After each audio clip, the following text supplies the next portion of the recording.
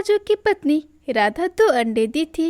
राजू और राधा दोनों पहली बार माँ बनने जा रहे थे, इसलिए वे दोनों बहुत खुश थे।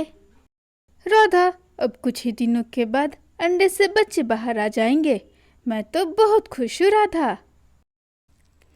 राजू जी, मैं भी बहुत ज़्यादा खुश हूँ।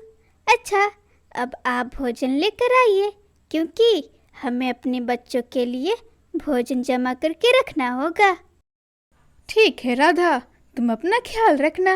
वैसे तुम्हारी तबीयत ठीक नहीं है, ना जाने तुम्हें क्या हो गया है। और हाँ राधा, तुम अपनी दवाई समय से खा लेना।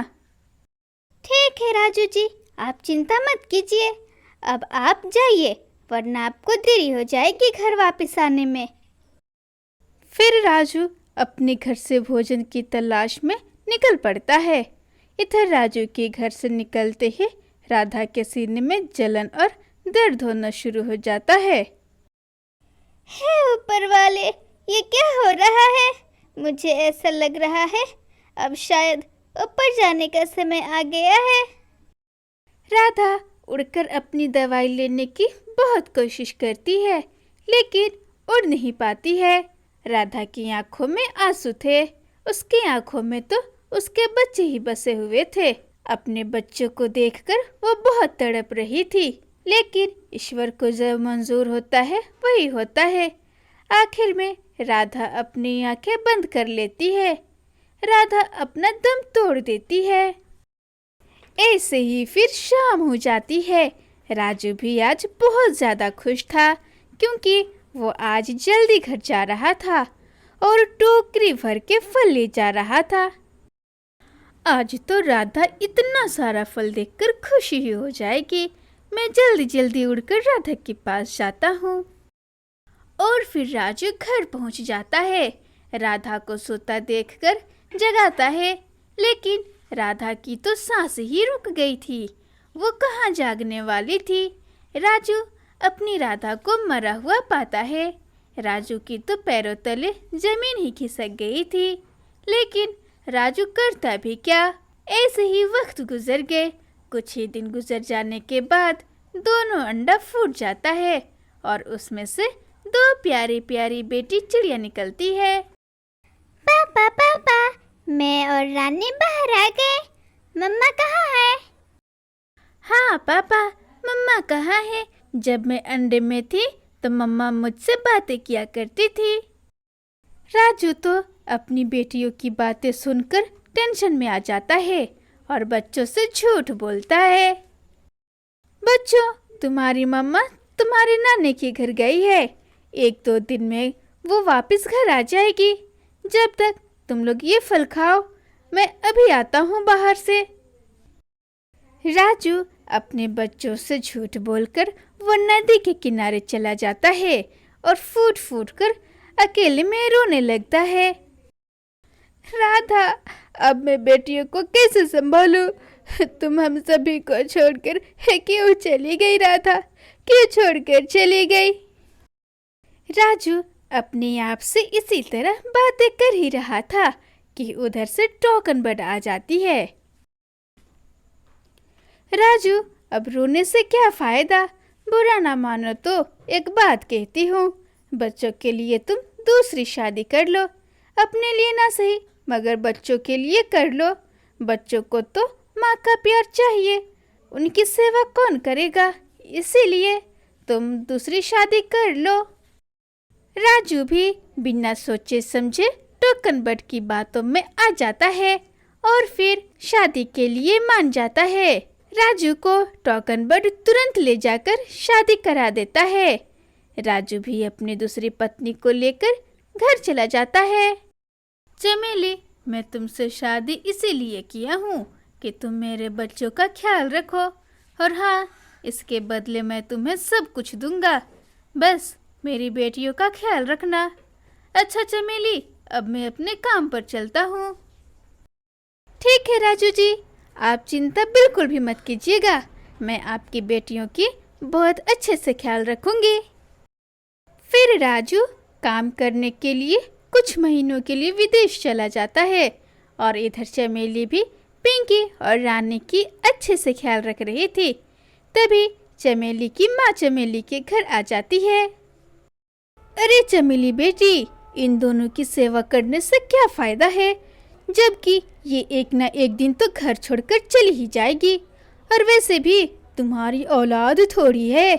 मैं तो कहती हूँ कि तुम इन्हें घने चील के जंगल में छोड़कर आ जाओ। और जब राजू पूछे तो बोल देना चील के जंगल में उड़ते उड़ते चली गई थी और चील ने इन्हें शिकार बना लिया था। हाँ माँ, ठीक कह रही हो तुम।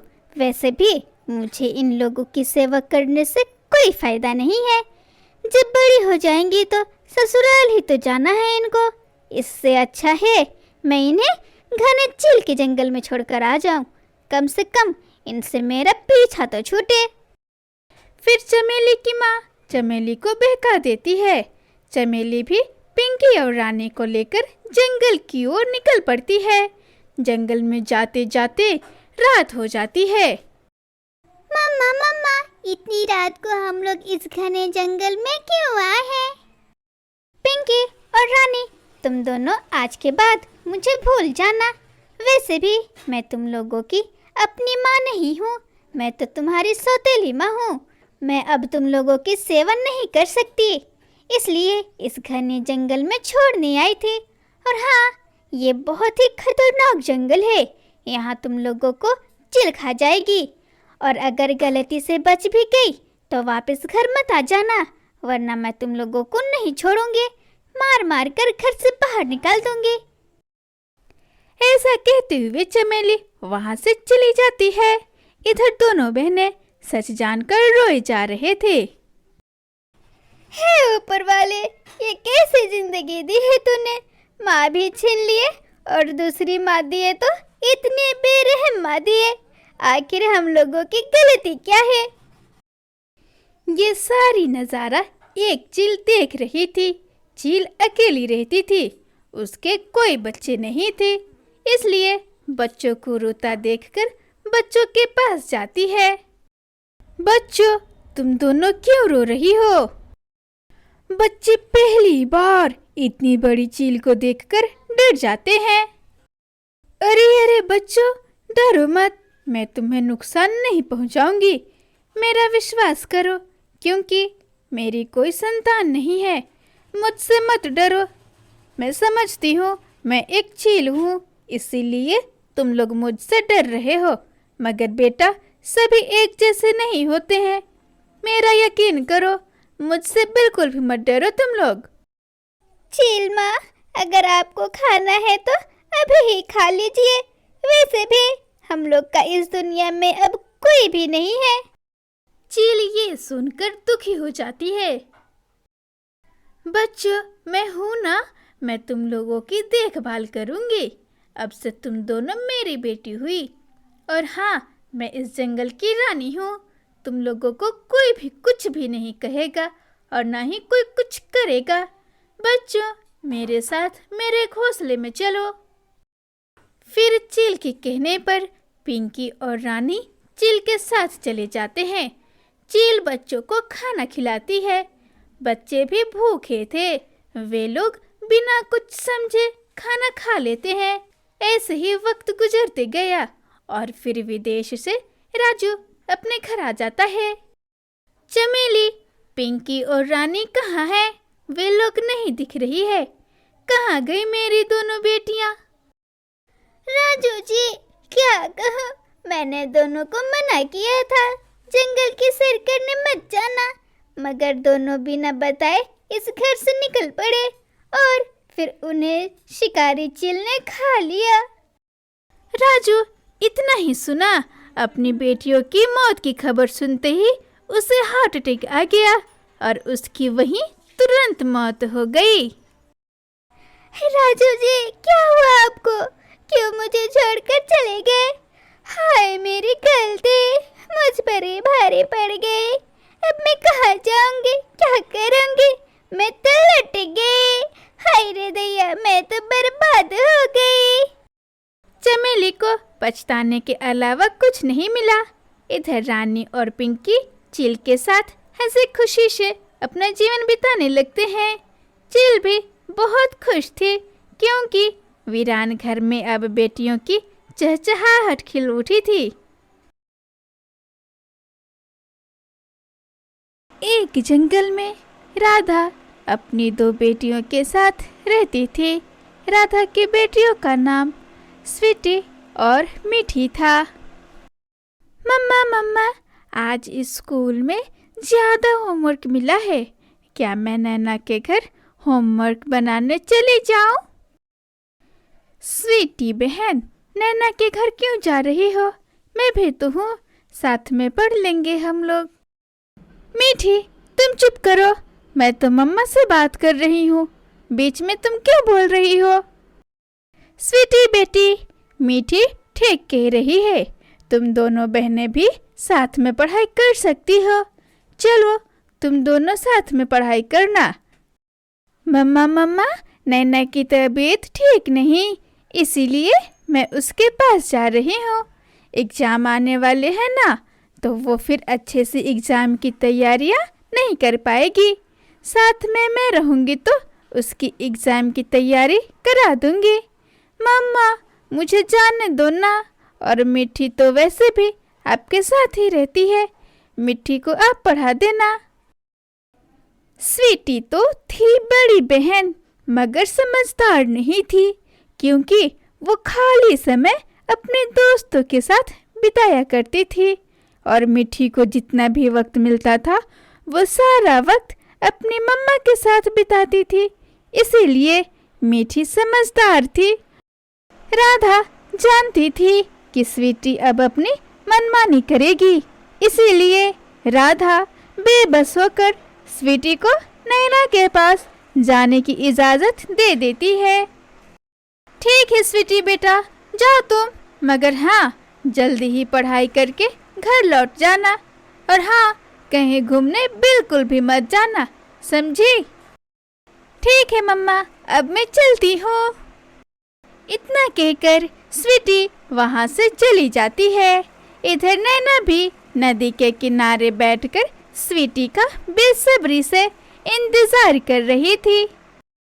स्वीटी, मैं तुम्हारा कब से इंतजार कर रही हूँ, और तुम हो कि जल्दी आ ही नहीं रहे थे, क्या कर रही थी इतनी देर से? अरे नैना, तुम्हें पता है मैं अपनी मम्मा से झूठ बोल कर आई हूँ। मेरी मम्मा जल्दी नहीं आने दे रही थी, जैसे तैसे झूठ बोल कर आई हूँ रे बाबा। मैं भी अपनी मम्मा से झूठ बोल कर आई हूँ स्वीटी। स्वीटी, मुझसे अब पढ़ाई वढ़ाई नहीं होती, भला इतनी पढ़ाई में कौन मेहनत करेगा? हाँ रे बाबा, भला हो स्कूल का जो हम लोग पढ़ने के बहाने घूमने जाते हैं। हाँ स्वीटी, अच्छा अब चलो, अब हम लोग गार्डन में खेलने चलते हैं, आज तो हम लोग खूब मस्ती करेंगे। दोनों सहेलियां इसी तरह आपस में बातें कर रही थी कि उसी नदी के किनारे एक लंबी चोंच वाला पंछी उनकी बातें सुन लिया था। उसका नाम था टोकन बर्ड। उड़ी बाबा, ये क्या, ये दोनों पागल पंछी, ये तो अपनी माँ से झूठ बोलती है। ये तो मेरी काम की है, लगता है इनका पीछा करना ही पड़ेगा मुझे। फिर नैना और स्वीटी वहाँ से उड़ते हैं। टोकन बर्ड भी उनके पीछे पीछे उड़ रहा था और वे सब खूबसूरत से गार्डन में खेलने चले जाते हैं। गार्डन में सभी बच्चे खेल रहे थे। इधर नैना और स्वीटी भी खेलने लगते हैं और खेलते खेलते दोनों थक जाते हैं और उन्हें भूख लग जाती है।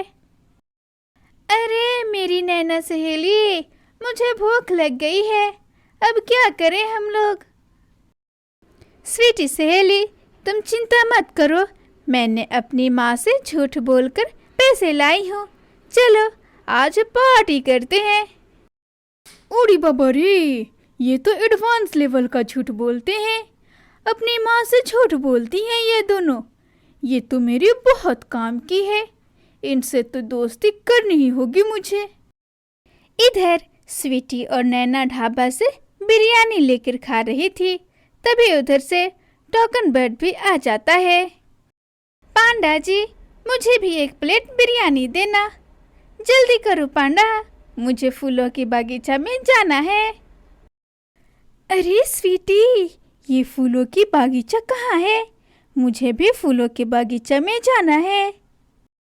आप लोग क्या बातें कर रहे हो? क्या आप लोगों को भी फूलों की बागीचा में जाना है? हाँ हाँ, हमें भी जाना है घूमने फूलों की बागीचा में। क्या आप मुझे लेकर चल सकते हो? आप लोग बहुत ज़्यादा अच्छे हो। मैं आप लोगों को फूलों की बागीचा में ज़रूर लेकर जाऊंगा। शुक्रिया टोकन बर्ड। चलो फिर फूलों की बागीचा में हम सभी चलते हैं। ठीक है, मगर क्या आप लोग मुझसे दोस्ती करोगी? मेरा कोई भी दोस्त नहीं है। अगर आप लोग मुझसे दोस्ती करोगे तो मैं आप लोगों को समोसा भी खिलाऊंगा। ठीक है दोस्त, आज से तुम हमारे दोस्त हुए। अब चलो फूलों की बागीचा में चले हम लोग। फिर वे लोग वहाँ से उड़ते हैं और फूलों की बागीचा की तरफ निकल पड़ते हैं। थोड़ी देर उड़ने के बाद वे तीनों सुंदर से फूलों की बागीचा में पहुँच जाते हैं। अरे बाप रे, इतना अच्छा बागीचा! यहाँ तो तरह तरह के रंग बिरंगे फूल है। टोकन बर्ड, ये बगीचा तो मुझे बहुत पसंद आया। हाँ दोस्तों, यहाँ तो रंग बिरंगे तितलियाँ भी हैं और अच्छे अच्छे फूल भी हैं। दोस्तिनी, क्या आप दोनों को ये बगीचा पसंद आया? हाँ टोकन बर्ड, हमें ये बगीचा बहुत ज़्यादा पसंद आया। मुझे बहुत ज़्यादा खुशी हुई दोस्तों, आप दोनों को ये बगीचा बहुत पसंद आया। अच्छा, आप दोनों बातें करो, मैं समोसा लेकर आता हूँ। इतना कहकर टोकन बर्ड वहाँ से चला जाता है और इधर नैना और स्वीटी दोनों खेलने लगते हैं। फिर थोड़ी देर बाद टोकन बर्ड समोसा लेकर आ जाता है। फिर सभी मिलकर समोसा खाते हैं। दोस्तनी, कल मैं मेला घूमने जाऊंगा, क्या तुम लोग भी चलोगे साथ में? हाँ हाँ दोस्त, अब तो तुम हमारे बहुत अच्छे मित्र बन गए हो। हम तुम्हारे साथ जरूर चलेंगे मेला देखने। अच्छा ठीक है, फिर अब मैं चलता हूँ। और हाँ दोस्तनी, किसी को भी मत बताना कि कल हम लोग मेला देखने जाएंगे, वरना मैं तुम लोगों को साथ में लेकर नहीं जाऊंगा। अरे अरे, नाराज क्यों होते हो? हम लोग किसी को भी कुछ भी नहीं बताएंगे। ठीक है, फिर उस सुंदर से बगीचा में मैं इंतजार करूंगा। तुम दोनों वहां आ जाना। अच्छा, अब मैं चलता हूँ। इतना बोलकर टोकन बर्ड वहां से चला जाता है और फिर नैना स्वीटी भी वहां से अपने अपने घर चले जाते हैं। स्वीटी बेटी, कल से घर जल्दी आ जाना। देखो तो अब रात होने ही वाली है, अब से जल्दी पढ़ाई करके आ जाना। ठीक है मम्मा, मैं कल से घर जल्दी आ जाऊंगी। कल सुबह सुबह चली जाऊंगी नैना के साथ और नैना के साथ जल्दी पढ़कर जल्दी घर आ जाऊंगी। स्वीटी बहन, आजकल तुम ज़्यादा ही नैना के घर जाने लगी हो। कभी तो मम्मा के साथ समय बिताया करो। मीठी, तुम चुप करो, बहुत ज़्यादा बोलती हो। मैं कहीं भी जाऊँ, जहाँ भी जाऊँ, इसके साथ जाऊँ या उसके साथ जाऊँ, कहीं भी जाऊँ, तुम्हें क्या? स्वीटी बेटी, मीठी सही तो कह रही है। तुम मेरे साथ समय बिल्कुल भी नहीं बिताती हो और न ही मेरी बात मानती हो। मम्मा, मुझे ज़्यादा बकबक नहीं करना है। मैं जा रही हूँ सोने, क्योंकि कल मुझे नैना के पास जाना है। फिर रात से सुबह हो जाती है। फिर स्वीटी सुबह सुबह सीधे उस सुंदर बागीचे में चली जाती है। फिर थोड़ी देर बाद नैना भी आ जाती है। टोकन बर्ड तो पहले से ही स्वीटी और नैना का इंतजार कर रहा था। दोस्तनी, तुमने किसी से कुछ कहा तो नहीं है ना मेला के बारे में, कि हम लोग कहाँ जा रहे हैं? अरे नहीं नहीं मेरे प्यारे दोस्त, मैंने किसी को कुछ भी नहीं बताया है। अब जल्दी चलो मेला देखने। फिर टोकन उन दोनों से झूठ बोलकर पहाड़ों वाले जंगल की तरफ लेकर चला जाता है। बिना कुछ सोचे समझे स्वीटी और नैना भी उसके पीछे पीछे चले जाते हैं। फिर टोकन उन्हें सुनसान जंगल में ले जाता है। उस जंगल में एक खूंखार चील रहता था। वो उन दोनों को उसी चील के पास ले जाता है। दोस्त, तुम हमें कहाँ लेकर आ गए? ये तो चील का इलाका है। अरे अरे, तुम दोनों को तो सही जगह पर लेकर आया हूँ। माँ से झूठ बोलती है, पागल पक्षी। तुम्हें कौन दोस्त बनाएगा? चील महाराज, ये लो अपना शिकार और मुझे पैसे दे दो। फिर चील टोकन को ढेर सारा पैसा दे देता है और टोकन वहां से खुशी खुशी चला जाता है।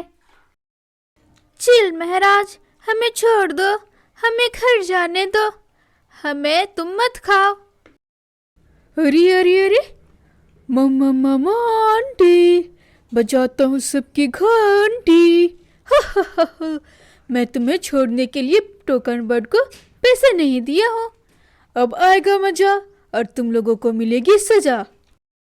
नैना, हमने बड़ी गलती की अनजान पे भरोसा करके, और उससे भी बड़ी गलती की अपनी माँ से झूठ बोलकर। अगर माँ से झूठ न बोलती और माँ का हर कहना मानती तो ऐसी हालत नहीं होती हमारी। मम्मा, हमें बचा लो मम्मा, हमें बचा लो। मगर चील तो चील है, वो नैना और स्वीटी को जान से मार देता है और उन्हें खा जाता है। दोनों अपनी गलती पर बहुत शर्मिंदा थे और अपनी गलती से अपना जान गंवा बैठते हैं। मगर अब अफसोस करने से क्या फ़ायदा? प्यारे दोस्तों, इसीलिए हमें अपने माँ बाप से झूठ नहीं बोलना चाहिए।